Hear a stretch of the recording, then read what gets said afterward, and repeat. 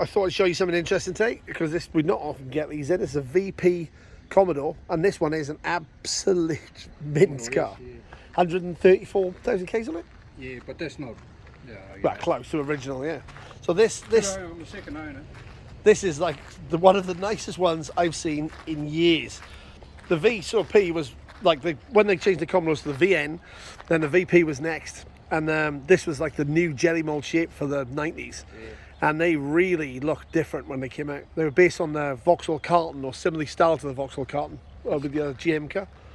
It's got the F2 suspension on these ones too, eh? Are they? So the same as the police one, the F2 was it? Like, yeah. But this one's absolutely mint. You never get to see them like this anymore. 90s cars, good grief. This has got Buick 3.8 in it. Pretty famous, really, for that. This one is the sport model. What came extra with the sports? Remember, different interior and stuff, eh? So if you have a look, it's got the red stripe on it down here, and they got a different interior. This one is absolutely perfect. You never get to see this. It's a shame it wasn't a manual, but it's still a beautiful car. And it's got the sport steering wheel on it too. Yeah, it's not the original radio. The radio, if I get up and it's a different radio. But you still never see them like this. Look at that.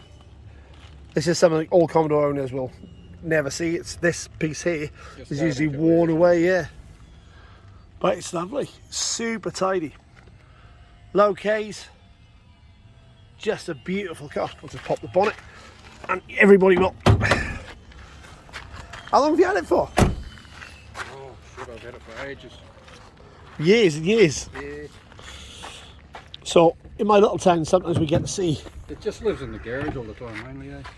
Yeah, that would be familiar to any. These were mostly front wheel drive in America, but the old 3.8 is super tough. I mean, these are a tough motor. You know, the only one thing I used to hate about these is where they take away the battery, which is right down in there.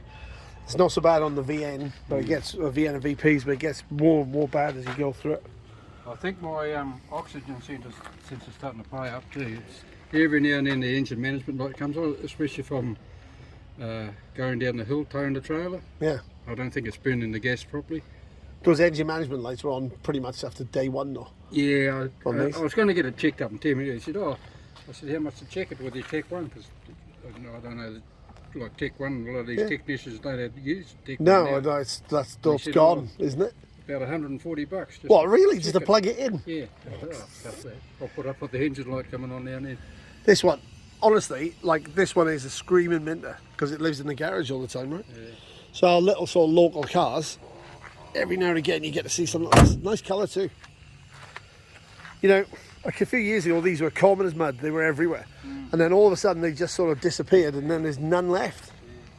So it's really nice to see like an old car in really good condition. Actually, it's really nice. Honestly, I'm sure this isn't going to look as good as it does like in real life on the photos, but even the original wheels, it's lovely.